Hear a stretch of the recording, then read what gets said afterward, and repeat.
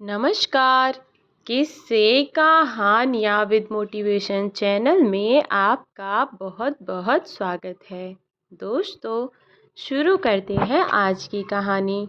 अविनाश, तुम कब मेरी बात सुनोगे? आखिर मैं तुम्हारी पत्नी हूँ, काव्या ने गुस्से में अविनाश से कहा। अविनाश बिना कुछ बोले ही घर से बाहर निकल गया। अब ऐसा हर दिन होता है। काव्या अपनी सास सुलोचना जी की बहुत इज्जत करती थी, लेकिन सुलोचना जी हमेशा उसे नीचा दिखाने की कोशिश में लगी रहती थीं। आज भी वही काव्या ने सुबह जल्दी उठकर नाश्ता बनाया।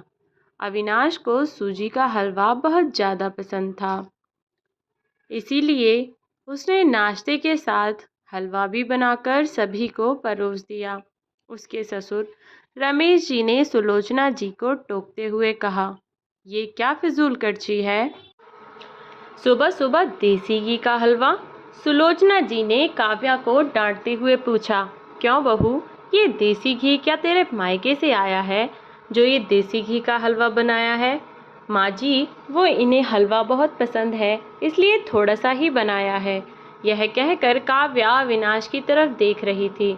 शायद वो कुछ बोले, तभी सुलोचना जी ने कहा, मैं सब जानती हूँ, मेरे बेटे का बहाना करके खुद खाने का मन होगा। अविनाश चुपचाप नाश्ता करते रहे। काव्या की आंखों से आंसू छलक गए और इससे ज़्यादा बुरा तब लगा जब अविनाश बिना हलवा खाए ही ऑफिस के लिए चल दिए। काव्या घर का काम समेटने में लग गई। इधर सुलोचना जी बाहर ड्राइंग रूम में बैठकर बड़बड़ाती रहीं। काम करके काव्या अपने कमरे में जाकर रोने लगी। कितने नाजों से पाला था उसे उसके पापा ने। मुझे आज भी याद है, एक बार उसने गाजर का हलवा बनाने के लिए कहा था, लेकिन माँ ने सूजी का हलवा बना दिया था। पापा को जब यह बात पता लगी तो वे तुरंत बाजार गए, वहाँ से ढेर सारा गाजर का हलवा लाए थे और उस दिन से बिना कहे 2-3 दिन में गाजर का हलवा बनने लगा। आज उसे सूजी के हलवे के लिए इतनी बातें सुनाई जा रही हैं। उसे गुस्सा सास ससुर पर नहीं, अविनाश पर था, जो कि कुछ बोल नहीं पाए। शाम को जब उसने अविनाश से शिकायत की तो वो बस इतना ही बोले, इस घर में केवल माँ की पसंद का खाना बनता है, आगे से मेरी पसंद का कुछ मत बनाना। काव्या ने अविनाश से बात करनी बंद कर दी। आखिर क्या कसूर था काव्या का? यही कि वह अविनाश से बहुत प्यार करती है। इसी तरह कुछ दिन बीत गए। एक दिन काव्या ने सुलोचना जी से कहा, माँ जी, मैं अपने घर जाना चाहती हूँ कुछ दिन के लिए, अगर आप कहें तो आज ही चली जाऊँ। कई दिन पहले माँ का फ़ोन आया था, कह रही थी पापा की तबीयत ठीक नहीं है। सुलोचना जी वहाँ जब भी जाती हैं 1 सप्ताह से पहले वापस नहीं आती। घर का काम कौन करेगा? तेरे ससुर और मेरा बेटा शाम को थक हार कर घर आएंगे, यहाँ उन्हें खाना भी नसीब नहीं होगा। मुझे तो चक्कर आ रहे हैं, मैं खाना नहीं बना सकती। जाना है तो एक दिन के लिए चली जा। काव्या मन मार कर एक दिन के लिए पीहर पहुंच जाती है। वहां पहुंचकर उसे और भी आश्चर्य होता है। भाभी, मम्मी पापा कहाँ गए? काव्या ने घबराकर पूछा। उन दोनों का घर में मन कहाँ लगता है, तीरथ पर गए हैं, ना जाने कब आएंगे। वैसे तुम कितने दिन के लिए आई हो? क्योंकि मुझे भी अपने पीहर जाना है। संगीता भाभी का यह व्यवहार देखकर काव्या चौंक गई। क्या ये वही भाभी हैं जो उनसे बहुत स्नेह जताती थी? काव्या सोफे पर बैठी बैठी सोच रही थी। अच्छा, वो जो भैया ने मकान के पेपर साइन करा लिए थे, मैंने अपना हिस्सा छोड़ दिया था, शायद उसी साइन के लिए मेरे से प्यार जताया जा रहा था। काव्या उठकर खड़ी हो गई। भाभी, मुझे कुछ काम याद आ गया, मैं फिर आऊँगी, कहकर वह तेजी से घर से बाहर निकल गई। पीछे से गेट बंद होने की आवाज़ से वह समझ गई कि उसके जाने से भी भाभी को कोई खास फर्क नहीं पड़ा है। भारी कदमों से चलते हुए वह मंदिर पहुंच गई, क्योंकि शाम से पहले यदि ससुराल जाती तो सुलोचना जी उससे कई सवाल करती। मंदिर में जाकर उसने भगवान के दर्शन किए, बस ना कुछ मांगा ना कुछ बोला।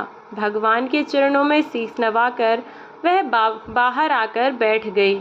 तभी सामने के पेड़ के नीचे उसे अपने माता पिता बैठे दिखाई दिए। काव्या भागकर उनके पास पहुंची। काव्या को देखकर उसकी माँ रोने लगी। बेटी, तू यहाँ कैसे? पापा ने पूछा। वो छोड़िए, ये बताइए आप यहाँ कैसे? आप तो तीर्थ यात्रा पर गए थे ना? काव्या के सब्र का बांध टूट गया। उसकी आंखों से आंसू बह रहे थे। बेटी, तेरी भाभी ने तुझसे झूठ बोला है। बिजनेस में पैसा लगाने के लिए तेरे भैया ने मकान अपने नाम करा लिया। मकान के कागज गिरवी रख कर साहूकार से कर्ज ले लिया। उसके बाद हम बोझ बन गए, हमें घर से निकाल दिया। पापा, अब क्या होगा? काव्या ने रोते हुए पूछा। बेटी, तू चिंता मत कर, हम कहीं वृद्धाश्रम में चले जाएंगे। तू अपने ससुराल जा, वहाँ किसी को यह बात मत बताना। अपने माँ बाप को इस हाल में देखकर वह उन्हें अपने साथ ले जाना चाहती थी, लेकिन जहाँ उसकी खुद की कद्र नहीं है, वहाँ माँ बाप की क्या इज्जत होती। भारी मन से काव्या ससुराल की ओर चल दी। आज उसे अपने लड़की होने पर अफसोस हो रहा है। काश वो अपने माता पिता के लिए कुछ कर पाती। घर आकर के उसने बहुत मुश्किल से घर का सारा काम निपटाया।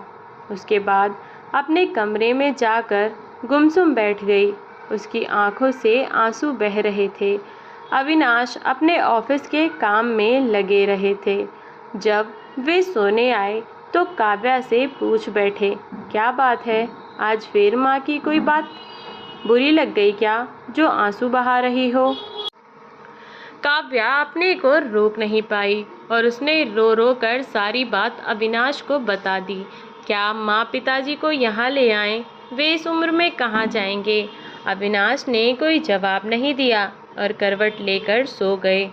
इस बात से काव्या को बहुत गुस्सा आया।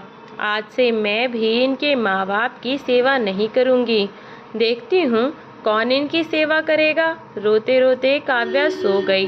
2-3 दिन बीत जाने पर उसकी चिंता बढ़ती ही जा रही थी। एक दिन वह सब्जी लेने के बहाने उस मंदिर में पहुंची, लेकिन उसके माता पिता वहां नहीं थे। पंडित जी, यहाँ मेरे माता पिता उस पेड़ के नीचे बैठे थे। कई दिन से उनका कुछ पता है क्या? तुम्हारा नाम काव्या है क्या? पंडित जी के मुंह से अपना नाम सुनकर काव्या ने पूछा। जी हाँ, लेकिन आपको कैसे पता? तुम्हारे माता पिता ने यह पता दिया था और कहा था वे अब यहाँ रहते हैं। काव्या ने पता देखा, वह यहाँ से कुछ दूर का था। काव्या ने मंदिर के बाहर निकलकर ऑटो रिक्शा किया और उस पते पर पहुँच गई। दरवाज़ा खटखटाया तो एक लड़की निकल कर आई। यहाँ का पता मुझे पंडित जी ने दिया है, काव्या बोली। आप काव्या दीदी हो? अंदर आ जाओ। काव्या को कुछ समझ नहीं आया। वह अंदर गई तो देखा कि उसके माता पिता सोफे पर बैठे थे। काव्या उन्हें देखकर रोने लगी। बेटी, अब क्यों रो रही है? तेरे कारण हमें यह मकान मिल गया। काव्या आश्चर्य से उनका चेहरा देखने लगी। लेकिन माँ, आप यहाँ कैसे और ये लड़की कौन है? तब उसकी माँ ने कहा, बेटी तुझे याद है तेरी शादी के बाद तेरी सास ने 40 लाख की डिमांड की थी। दामाद जी को बिजनेस खोलना था, इसलिए तेरे पिता ने उनकी डिमांड पूरी कर दी थी, जिससे कि तू सुखी रहे। जब तू हमसे मिलकर गई उसके अगले दिन ही दामाद जी आए। उन्होंने तेरे पापा के पैसे लौटा दिए, क्योंकि उन्होंने कोई बिजनेस शुरू नहीं किया था। तेरे पापा ने मना भी किया, लेकिन वे नहीं माने। उसके बाद उन्होंने प्रॉपर्टी डीलर से मिलकर 2-3 दिन में यह मकान खरीद लिया। साथ ही 5 लाख रुपए बच गए। इससे उन्होंने लड़की नौकरी पर रखवा दी, जो हमारी केयर करेगी। लेकिन माँ, उन्होंने मुझे तो कुछ नहीं बताया। काव्या की आंखों से आंसू बह रहे थे। वह रोते हुए वहाँ से अपने घर आ गई। घर आकर वह सोच रही थी, अविनाश ने कभी उसके लिए आवाज़ नहीं उठाई, लेकिन मेरे माता पिता के लिए इतना कर दिया जो कि कोई सगा बेटा भी नहीं कर सकता। रात को उसने अविनाश से पूछा, आपने ऐसा क्यों किया? अगर माँ जी को पता लग गया तो क्या होगा? अविनाश का जवाब सुनकर काव्या रोने लगी। अविनाश ने कहा, जैसे तुम्हारे लिए ये माता पिता हैं, वैसे ही मेरे लिए भी तो वो माता पिता हैं। मैंने पैसे लेते समय ही सोच लिया था कि एक दिन ब्याज के साथ सारे पैसे लौटा दूंगा, लेकिन जब बिज़नेस शुरू नहीं हो पाया तो मैं इन पैसों को अपने पास रखकर सही समय आने का इंतज़ार कर रहा था।